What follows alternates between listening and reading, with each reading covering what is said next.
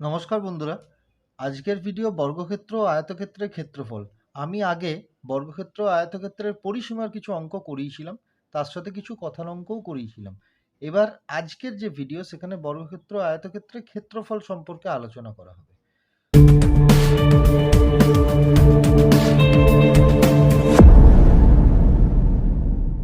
বর্গক্ষেত্রের ক্ষেত্রফল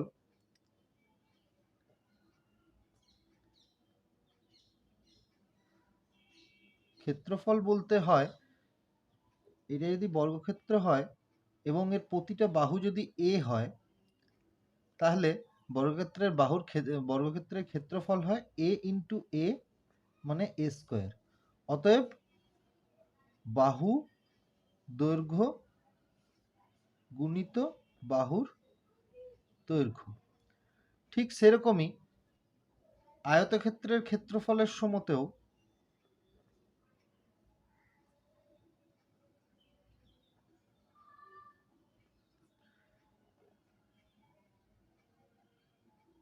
যদি দৈর্ঘ্যকে ধরা হয় এ এবং প্রস্থকে ধরা হয় বি, তাহলে আয়তক্ষেত্রের ক্ষেত্রফল হয় এ ইন্টু বি। এখানে যেমন বর্গ সেন্টিমিটার, ঠিক সেরকমই এখানেও এ বি বর্গ সেন্টিমিটার। আমাদেরকে সবসময় মনে রাখতে হবে ক্ষেত্রফল মানেই বর্গ আসে কিন্তু। এবার এখানেও হচ্ছে আয়তক্ষেত্রের ক্ষেত্রফল মানে দাঁড়ায় দৈর্ঘ্য গুণিত প্রস্থ। একটি আয়তাকার ঘরের দৈর্ঘ্য 21 মিটার ও প্রস্থ 6 মিটার, ঘরটির মেঝের ক্ষেত্রফল কত? তাহলে আয়তাকার ঘরের দৈর্ঘ্য দিয়ে দিয়েছে, প্রস্থ দিয়ে দিয়েছে। আমরা জানি ক্ষেত্রফল সমান দৈর্ঘ্য গুণিত প্রস্থ, অতএব 21 গুণিত 6 মানে 126 বর্গ মিটার ক্ষেত্রফল। একটি বর্গক্ষেত্রাকার জমির বাহুর দৈর্ঘ্য 15, ওই জমিটির ক্ষেত্রফল কত? এটা আরো সোজা। যেমন বর্গক্ষেত্রের বাহুর মানে বর্গক্ষেত্রের ক্ষেত্রফল হলো বাহুর দৈর্ঘ্য গুণিত বাহুর দৈর্ঘ্য। অতএব 15 গুণিত 15 সমান 225 বর্গ মিটার। চলে এলাম পরবর্তী অঙ্ক। একটি আয়তাকার জমির ক্ষেত্রফল 918 বর্গ মিটার। যদি জমিটির দৈর্ঘ্য 54 মিটার হয় তবে তার প্রস্থ কত? তার মানে এখানে আমাকে ক্ষেত্রফল দিয়ে দিয়েছে, মানে আমি এখানে লিখব ক্ষেত্রফল সমান দৈর্ঘ্য গুণিত প্রস্থ। এবার ক্ষেত্রফল আমাকে দিয়ে দিয়েছে 918 বর্গ মিটার আর দৈর্ঘ্য দিয়ে দিয়েছে 54, আমাকে প্রস্থ বের করতে হবে। এবার প্রস্থ সমান তাহলে কি হয়ে যাবে? প্রস্থ সমান হয়ে যাবে 918 ভাজিত 54। এবং 918 ভাজিত 54 করলে আমি যদি এখানে ভাগ করি, তাহলে 54 একে 54, 7 এই একটা বার এখানে এলো 3 8, তাহলে 8 এখানে, তাহলে 54 7 378, অতএব 17 মিটার প্রস্থ। পরবর্তী অঙ্ক, সমান ক্ষেত্রফল বিশিষ্ট দুটি আয়তাকার জমির প্রথমটির দৈর্ঘ্য 28 মিটার এবং পরিসীমা 104 মিটার, দ্বিতীয়টির প্রস্থ 21 মিটার, প্রত্যেকটি জমির ক্ষেত্রফল কত? দ্বিতীয় জমির পরিসীমা কত? মানে ক্ষেত্রফল দুটোরই সমান বলে দিয়েছে। প্রথমটির দৈর্ঘ্য 28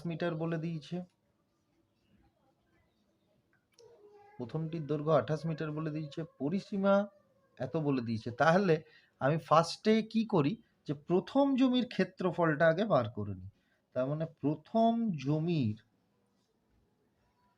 যদি আমাকে আগে দৈর্ঘ্য বার করতে হয়, দৈর্ঘ্য বেরোলেই আমার কাজ হয়ে যাবে। এবার দৈর্ঘ্য প্রথম জমির যদি দৈর্ঘ্য তো আমাকে দেওয়া আছে, প্রস্থ আমাকে বার করতে হবে। তাহলে প্রথম জমির প্রস্থ সমান কি হবে? পরিসীমা আমাকে দেওয়া আছে 104, তাহলে 104 ভাজিত 2 সমান 52 মিটার। এই 52 মিটার থেকে যদি আমি 28 মিটার বিয়োগ করি, তাহলেই আমার বেরিয়ে যাবে 24 মিটার। ঠিক আছে, 24 মিটার পেয়ে গেলাম। এবার 24 মিটার মানে 28 গুণিত 24 তাহলেই 24 8 হয় 192 2 হাতে হলো 19, 24 দুগুণে 48, 48 আর 19 হচ্ছে 67, তাহলে 672 বর্গমিটার। এবার ব্যাপার হচ্ছে যে আমাকে প্রথমেই বলে দিয়েছে সমান ক্ষেত্রফল বিশিষ্ট। এবার সমান ক্ষেত্রফল বিশিষ্ট যেহেতু বলেছে, তাহলে দুটি আয়তক্ষেত্রাকার জমিরই ক্ষেত্রফল 672 বর্গমিটার হবে। এবার বলেছে আমাকে চেয়েছে কি প্রত্যেকটি জমির ক্ষেত্রফল কত, পেয়ে গেলাম। অতএব প্রতিটি জমির ক্ষেত্রফল 672 বর্গমিটার। এরপর বলেছে দ্বিতীয় জমির পরিসীমা কত। এবার দ্বিতীয় জমির প্রস্থ দিয়ে দিয়েছে, তাহলে আমি ক্ষেত্রফল থেকে মানে 672 ভাজিত 21 করলে মানে 21 3 হয় 63, 21 3 63, 4 থাকে 42 মানে 32 মিটার পেয়ে গেলাম দৈর্ঘ্য পেয়ে গেলাম। এবার আমাকে বলেছে পরিসীমা, তাহলে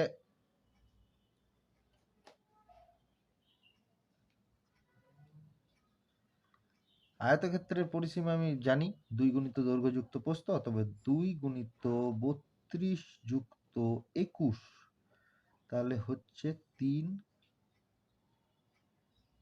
5 গুণিত 2 মানে 106 মিটার। দ্বিতীয় জমির পরিসীমা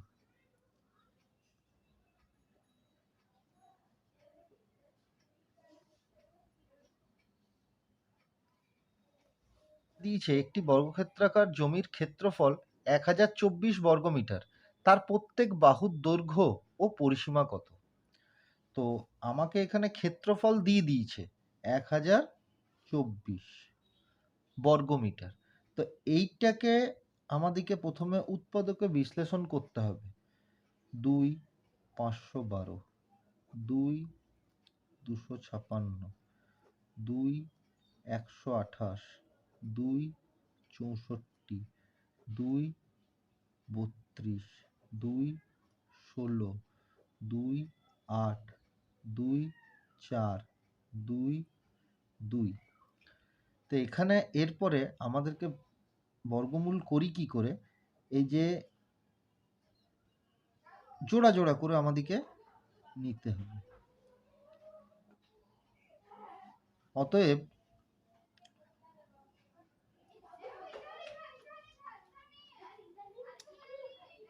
জমির বর্গক্ষেত্রাকার জমির ক্ষেত্রফল 1024 হলে তার প্রতিটি বাহু হবে, বাহুর দৈর্ঘ্য হবে 2 গুণিত 2 গুণিত 2 গুণিত 2 গুণিত 2, মানে 5টা 2, মানে 2 গুণিত 2 গুণিত 2 গুণিত 2 গুণিত 2, অতএব 32 মিটার। অতএব আমরা বাহুর দৈর্ঘ্য পেয়ে গেলাম। এবার পরিসীমা। এবার পরিসীমা বলতে আমরা বর্গক্ষেত্রের পরিসীমা জানি 4 গুণিত বাহুর দৈর্ঘ্য। অতএব এখানে 4 গুণিত 32 মিটার মানে 128 মিটার বর্গক্ষেত্রের বা জমিটির পরিসীমা।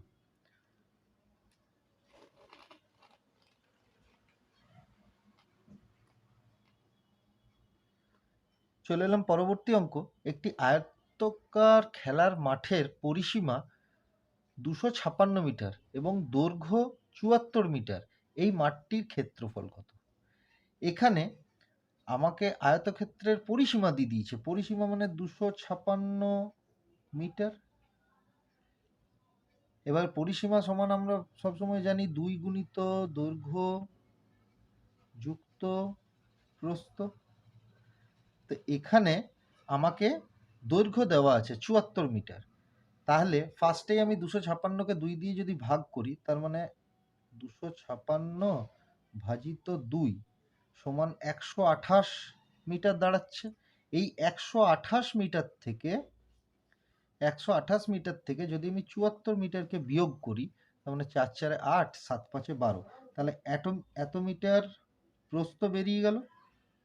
এবার ঠিক আছে কিনা, আমি যে এই প্রস্থ বার করলাম, সেই প্রস্থ বার করাটা আমার ঠিক আছে কিনা সেটা জানার জন্য আমরা এই দুটোকে আগে যোগ করব। যেমন 4 4 8, 7 5 12, মানে 128 হচ্ছে, মানে অর্ধ পরিসীমা আসছে। এবার গুণিত 2 করলেই 256 হয়ে যাবে। এরপরে আমি দৈর্ঘ্য পেয়ে গেছি, প্রস্থ পেয়ে গেছি। অতএব আমরা জানি আয়তক্ষেত্রের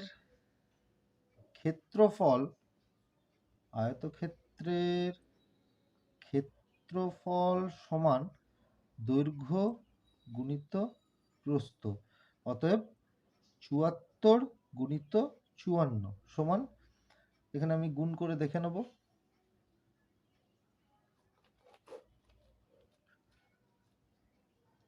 এখানে আমি গুণ করে দেখে নেব। 4 4 16, হাতে রইল 1, 4 7 28, একে 29, গুণিত 4 5 20, 0, হাতে রইল 2, 35 2 37, তাহলে 6 9 9 3, তার মানে 3996 বর্গ মিটার।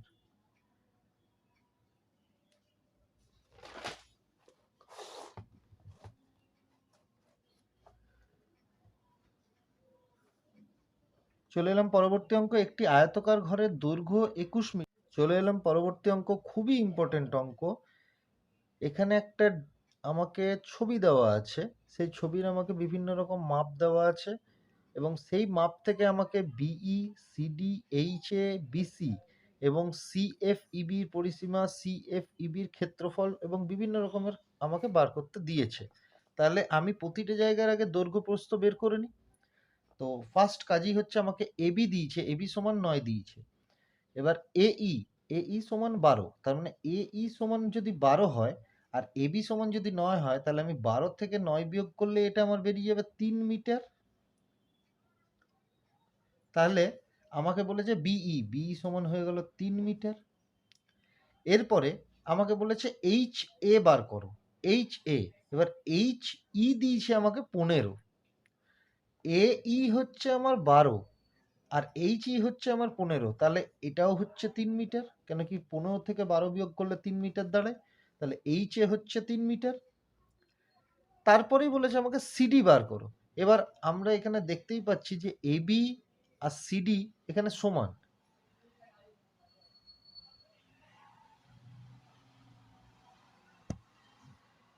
এবি আর সিডি এখানে সমান, তাহলে এবি যদি 9 হয় তাহলে সিডিও হবে 9 মিটার।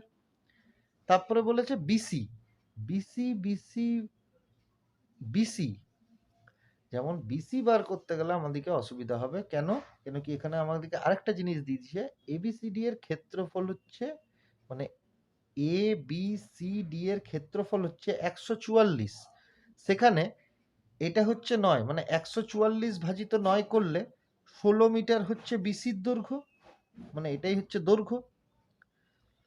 কি সিএফইবি এর পরিসীমা বলেছে, সিএফইবি,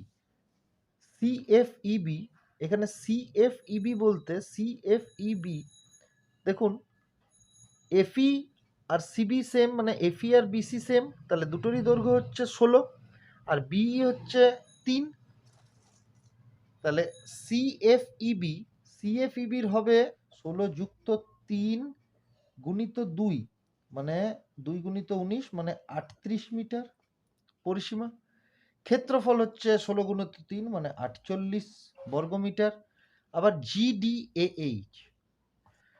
জিডিএএইচ এখানেও ঠিক সেম, এখানেও দৈর্ঘ্য হচ্ছে 16, প্রস্থ হচ্ছে 3, অতএব এখানেও সেই পরিসীমা দাঁড়াবে 38 মিটার আর ক্ষেত্রফল দাঁড়াবে 48 বর্গমিটার। আজকের মতন এইটুকুই।